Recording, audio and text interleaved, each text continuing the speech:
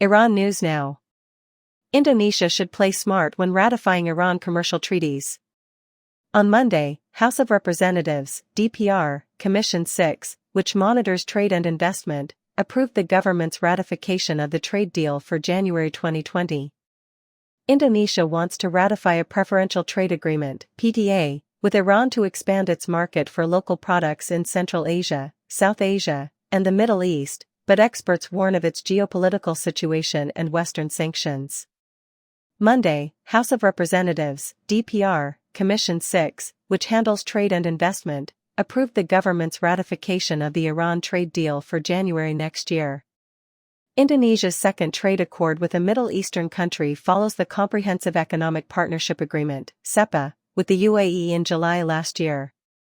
Jakarta has already begun talks with Saudi Arabia on a similar deal. Indonesia's exports to Tehran ranked 62nd last year. Exports were $198.1 million, less than 1% of the archipelago's $64.9 billion trade with China. Iran also exports little to Indonesia. Iran was crucial, Trade Minister Zulkifli Hasan said, and Indonesia could use it as a regional commercial base.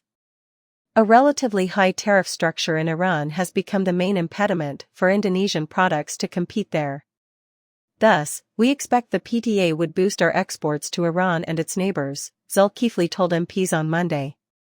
Although not the only gateway, Center of Reform on Economics, CORE, Executive Director Muhammad Faisal acknowledged that Iran may be Indonesia's main gateway to other Asian countries. Due to our same Islamic beliefs, Indonesia may offer produced products, such as apparel, automotives, food, beverages, and halal products, Faisal told the Jakarta Post on Wednesday. Amabian Habib Zakwan, size scholar, claimed the PTA would not ensure Indonesian products' entry into other Iran countries. He said the outcome depended on Iran's commercial deals with other countries. On Tuesday, Habib told the Post that Indonesia is negotiating trade arrangements with other regional countries. This year, Indonesia hopes to sign a free trade agreement, FTA, with Iran's neighbors, including EAEU countries.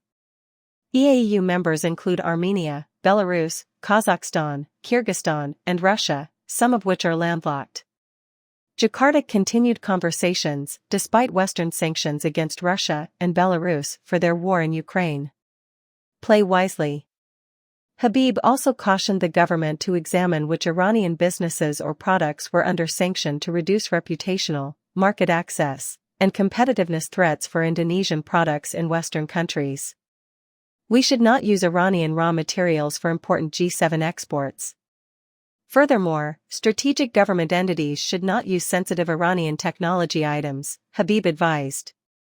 Iran has suffered years of Western sanctions and international isolation, mainly from the U.S.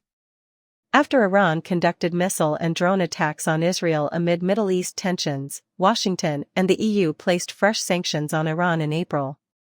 Trade Minister Zulkifli acknowledged the geopolitical risks of the PTA with Iran but said the government had analyzed them. He believed that the PTA would allow Jakarta to omit high-risk products from Tehran, but a CEPA would apply to all goods and services between the two nations. In the thick of the West-East trade conflict, we can seek new markets. Zulkifli said we won't expand if we stop being creative and rely on traditional markets. Habib of the size said that in a more protectionist geopolitical atmosphere, the government should prioritize global commerce above opening new markets. He advised finding a middle path to overcome thorny trade issues with existing trade partners. He suggested that the administration negotiate with Turkey, Jordan, Morocco, Egypt, and Tunisia, which are near Europe. Krishna Gupta, a senior fellow at the Center for Indonesian Policy Studies, CIPS, suggested protecting existing markets while creating new ones, because both had benefits. He said it would be hard to promote global trade without big countries, especially the US, supporting it. It's time to fix those flaws. It would be challenging because it requires political will, he told the Post on Wednesday.